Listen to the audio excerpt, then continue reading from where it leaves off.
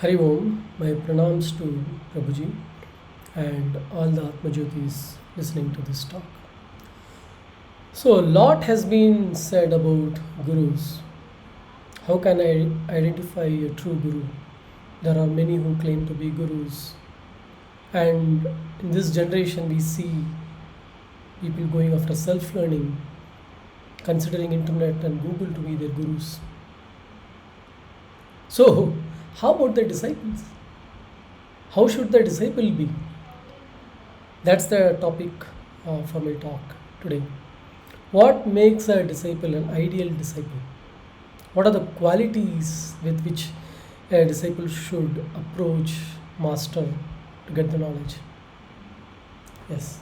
So, as I started preparing for this talk, I came across this proverb quoted by Swami Vivekananda in his talks that there are hundreds of teachers worldwide, but it's hard to find a disciple.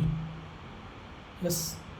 And I was wondering what character in the disciple was he looking for?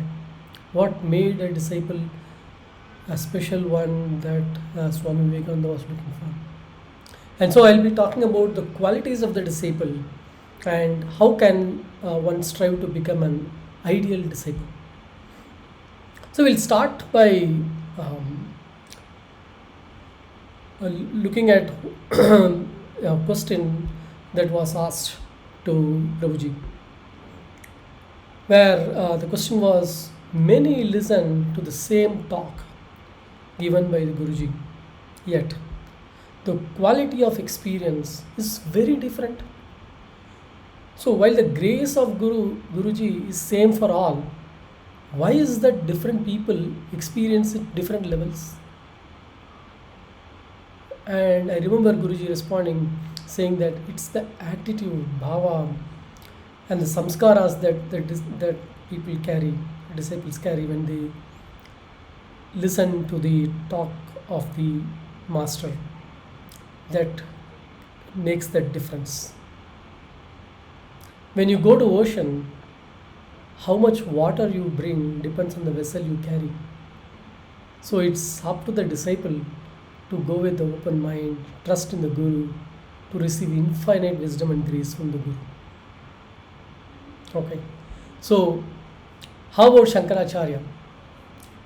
Right? Shankaracharya in his text Tattvabodha talked about fourfold qualities that a disciple should have, referred to as sadhana chatushtaya.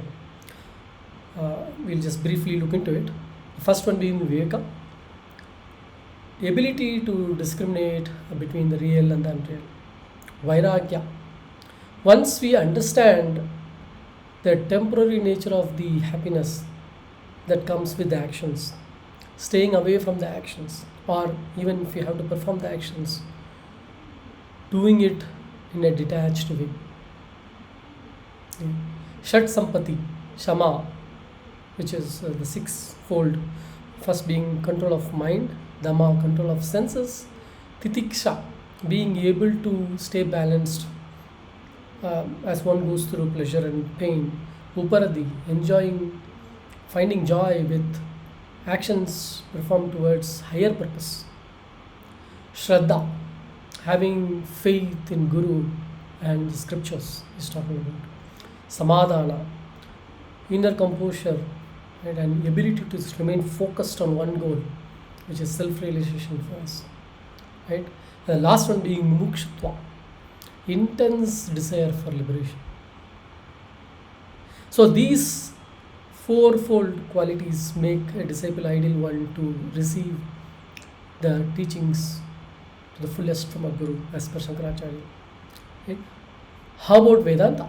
Vedanta talks about three types of disciples.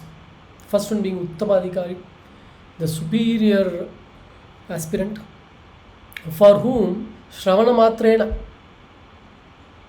right, they are so rare, they are so evolved that just hearing a Mahavakya is enough for them to realize self. Shankaracharya in Brahmajnana Valimala says, Sakrit Sravana Matrena Brahmajnanam Yato Bhavet.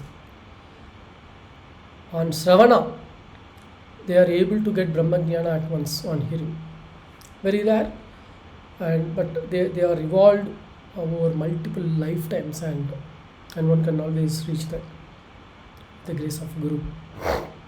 Madhyam Adhikari, the middle aspirant, for whom they are ready to realize self, going through Shravana, listening to the master, Manana, contemplating on the talks given by the master, Nididhyasana, meditating on the Mahavakyas. Right? For them, repeated Shravana, Manana, Nididhyasana takes them to self-realization.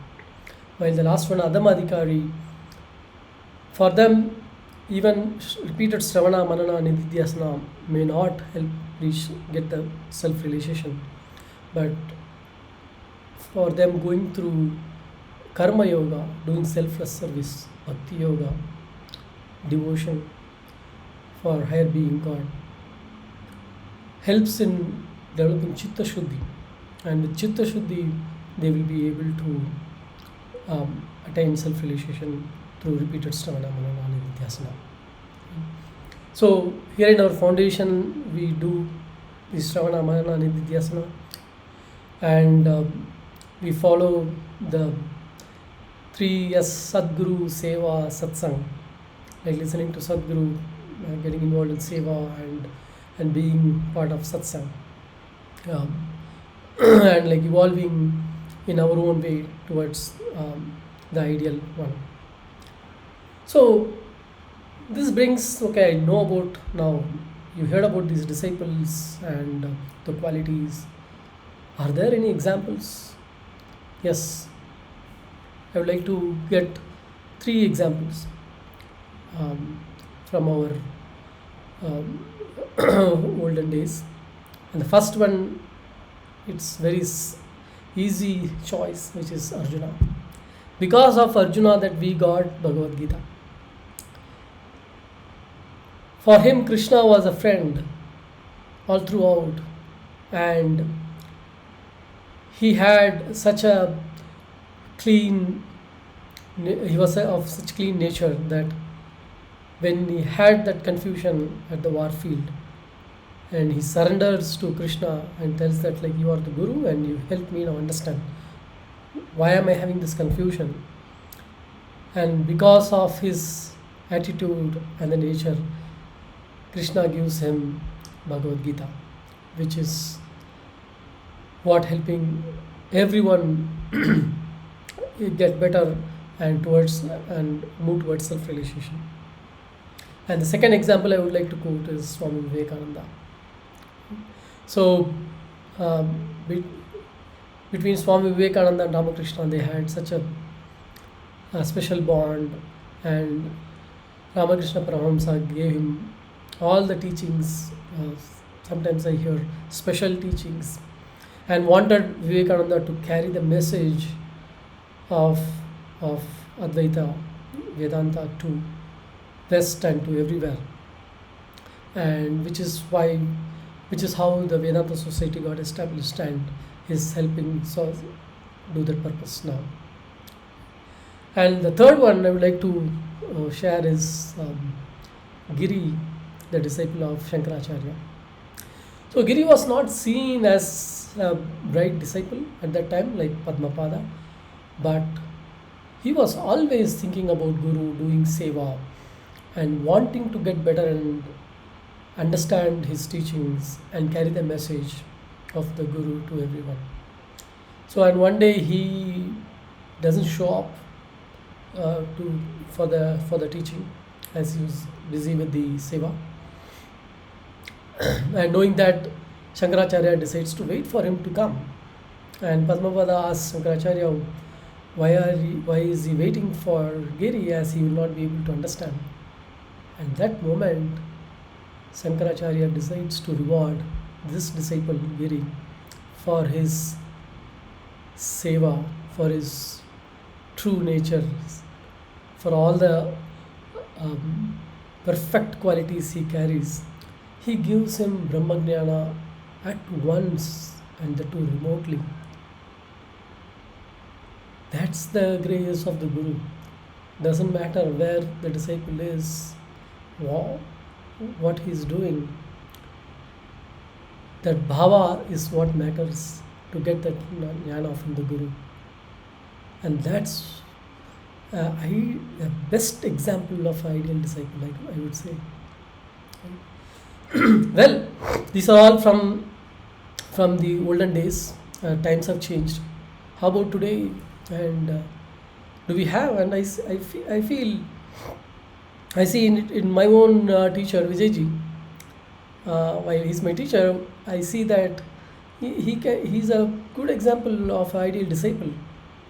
As he's a Shrotriya, is very well and is able to explain, answer all the questions of the students. He's able to connect with people of different ages, and he still is able to explain the Vedanta and make them understand. Right?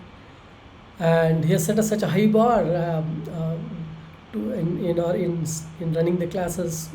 He's on time every class, and he listens to everyone with so much patience and puts a lot of effort to answer the questions.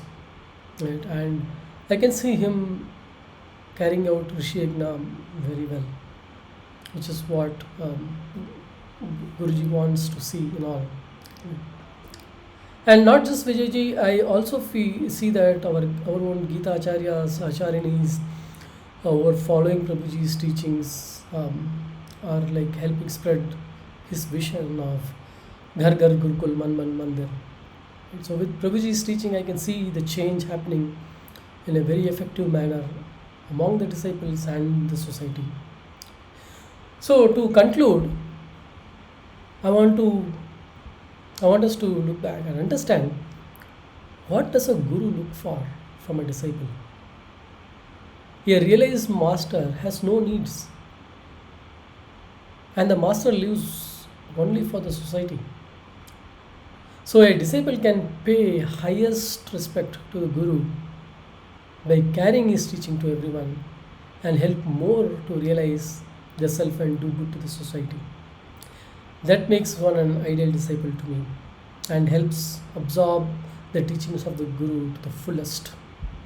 As Guruji says, Atmano Mokshartam Jagat Hitaya. Realize self and show the peaceful, joyful, complete view a jnani has to everyone. Take the message that Brahman alone is real. There is no thing other than Brahman. And only ignorance is the cause of samsara. And that ignorance can be erased by knowledge, by listening to the teachings of the Master. Loka samasta sukhino bhavantu. Hari Om Tat Sat Shri Gurubhyo Namah. Thank you.